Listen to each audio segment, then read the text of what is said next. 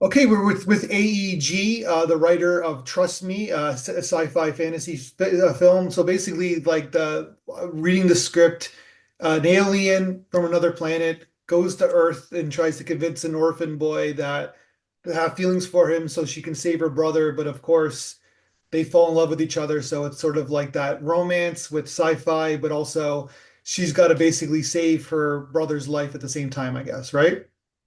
Yeah, more or less. It's not an alien. It is a mythological creature from Sorry. Norwegian folklore. And she's quite But she famous lives in in space, right? Or she lives in another planet. she lives in a different planet, but it's of course it's inspired by pre-industrial Norway, when Norway had just become an independent country. So these stories and the folklore that I use is all about all these stories that were gathered and sort of disseminated across the country at the period of time where we were just like a brooding nation, basically. So, but it's a mythological creature, but Yeah. it's not human, right? It's not human. It looks like a human. It has a tail, but the tail, she hides the tail. Yeah. So I would call humans that an normally. alien. I don't know, but that's just me. Oh, okay, okay, that's I'm fine. just Well, kidding let's go around. with Go ahead. alien Yeah. then.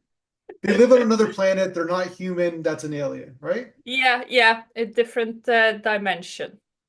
A But dimension that I call it's an nebula. allegory to the Norwegian kind of the Norwegian folklore, or I guess like historical elements of Norway. Absolutely. So Yeah. the world they live in, the universe they live in, it looks like pre-industrial Norway. Yeah. Gotcha. That's so then I'm assuming you're Norwegian? I'm Norwegian, yes. Yeah. And so this is so, but then from somebody from the Western world, like we don't, we're not in the know of the Norwegian folklore, so we don't kind of see the hidden messages. But if you are from your country, you do. But then if you're not, we still like the story anyways. I hope so. I hope so. It has some like universal messages, things about sort of growing up, finding your independence, a lot about grief, loss, being different. The boy in the story, Stein, I've sort of tried to describe him as somebody who's some sort of not an outcast, but he's on the spectrum. So the way he behaves and the way he sort of interacts with the world is somewhat different to the average teenage boy. But I think a lot of people can sort of resonate with that kind of Yeah. feeling insecure, feeling lost in the world, and then you find somebody you really like and you start to trust them. But trust is something that is not easily given these days, and it can easily be lost as well. So these things can be felt very deeply for somebody who's a teenager. And yeah, those Yeah.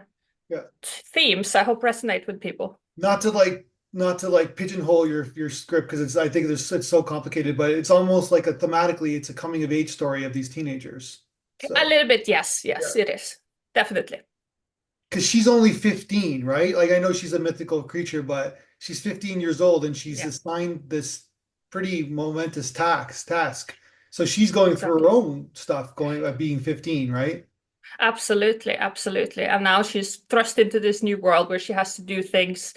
She just had one role really in her home, like in her home universe. So going to Earth and going to Norway with this specific task in mind, it's something that is very different because now she's on her own, completely on her own.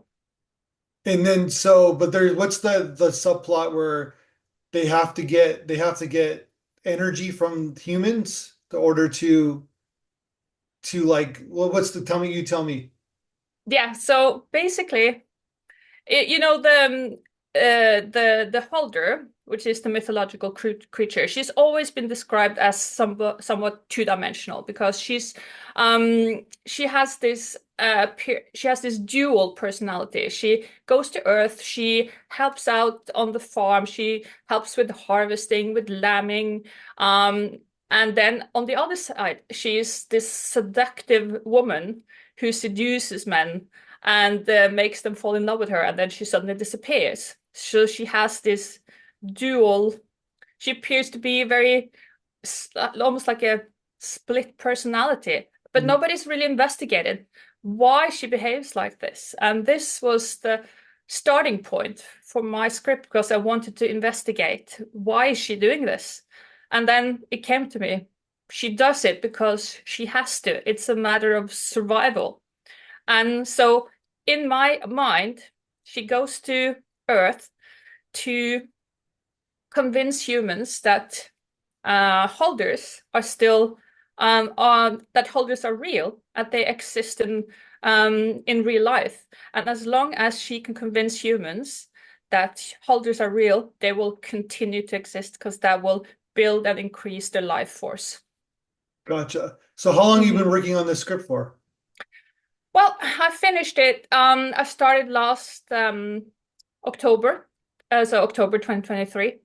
And then I worked on it more or less for 6 months and I finished it. And then I've done some adjustments, like just refining it to the last 6 months. Gotcha. So there's a lot, like I said, there's a lot happening. Like it's very much an adventure, obviously adventure. There's like mystery involved in it. Like there's like obviously it's a sci-fi fantasy, but it's and then of course the romance. There's a lot happening in this kind of story, but then as an audience, like at the beginning, you have to convince the audience that this world is real and these people are like you know what I mean? We have to imagine the world that you create. So then we're emotionally involved in these characters. Yeah, and I've also, basically the setting for the, we have this in Norway, we have these really lovely open air museums that sort of preserve buildings and the way of life from the late 1700s, early 1800s. And I've spent a bit of time there. So everything that I've sort of designed in my head, so the setting for the story or the place Nebula, where the Hulder comes from, is based on my perception and my memories of being there as a young child and going around these different buildings and looking inside and seeing sort of deep dive back into, you know, a completely different time. And it felt like almost like a different world. And those ideas, those memories I've used to sort of create their world, basically. Gotcha. And Mhm. so this is there's you're into this story because according to your blog interview, you've written a sequel to this script as well. Yes, I'm 80% done. But now I sort of just need to get into sort of the nitty-gritty details and get all the scenes to flow really nicely and make the whole story sort of wrap up the whole story. But I know how it ends. I know I just need to, refine it basically. Gotcha. But like so then is there is it going to be a trilogy? Like what's the is Yeah. there an end point that you have in mind? Yeah, so I was thinking first as a trilogy, but as I sort of wrote the sequel, I realized that no, it wouldn't. I don't have enough material for a trilogy. It would be nice, maybe, if I sort of get these wonderful ideas so I can sort of build out the story more, and maybe it works. But as for now, it's just a sequel. I might break it up into two parts, but as for now, just a sequel. Gotcha. So Mm. you're talking about where in the blog interview you're talking about obstacles where like you're like it seems like this script has been in your head for a long time and you're kind of you're just putting the plot points in your head and then you're writing it down. Uh and then basically you got the main plots and it's like it seems like there's like it's like a riddle, right? It's like a kind of like a Yeah. puzzle that you're putting together. And then Yep. and then it's the next step is you get it all down on paper and then you're kind of you rewrite it from there, I guess, right? Yeah, because like when I sort of let the ideas simmer, that means that I sort of in my head I go through. I don't really do it like consciously, but in a way I do it anyway, and then I go through the plots and okay, so this works, this doesn't work. So there's a plot hole here, there's a plot hole there. Why they do this? Why did they do that? So I need to make sure that all the motivations fit in, that there are no plot holes, that everything follows logically. And once you do that, once you do that, you have the mystery, and then you can solve the mystery at the end. Gotcha. And Mm. so was the rewriting that was the big obstacle, kind of like making sure everything kind of works. Yes, so yeah, it always is, isn't it? So you sort of sometimes, as for me, I have a story, I have a good idea for a story, and I make sure I write down my ideas as quickly as possible, and sort of I build it out. But then you get into all the nitty-gritty details, and because you have to make sure that they're all believable characters, you have to think like the character, you have to be the character. Mm. So then you have to know how they behave, how they what motivates them, and yeah, you have to yeah, you really have to be so immerse yourself, and but it's something I enjoy. I like it. It sort of takes me out of the real world into this magical, mystical world. So when And did you start writing scripts? um, 1 year ago, this is the Oh first wow. script I wrote. Yeah, So it's been an interesting year then. absolutely. And I also just finished my PhD last week, so yeah, it's been So a you got busy you year. did your PhD and wrote a screenplay at the same time. Yeah, yes, I did. What was your PhD in? Sustainability. Okay. Sustainable school meals in the UK or in England actually. Yeah. In England? Is that where you went to school? No, it's just where I happen to do my PhD. Okay.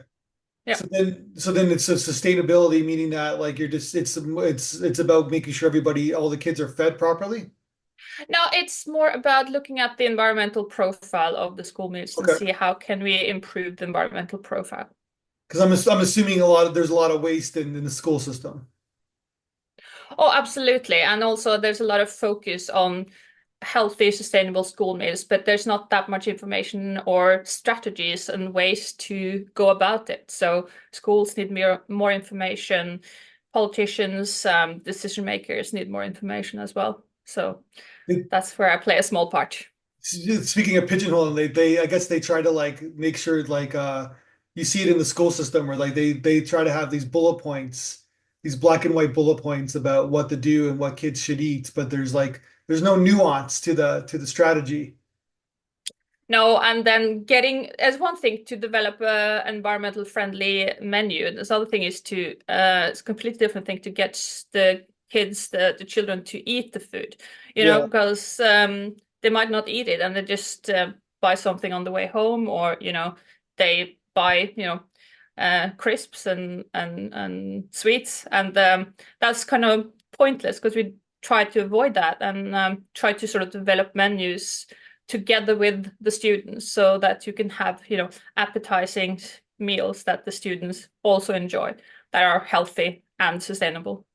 That's the trick right there. You just nailed it. It's because Yep, they basically try to get kids to eat the healthy foods, but then they still have to eat it, right? So you have to give them yep. something.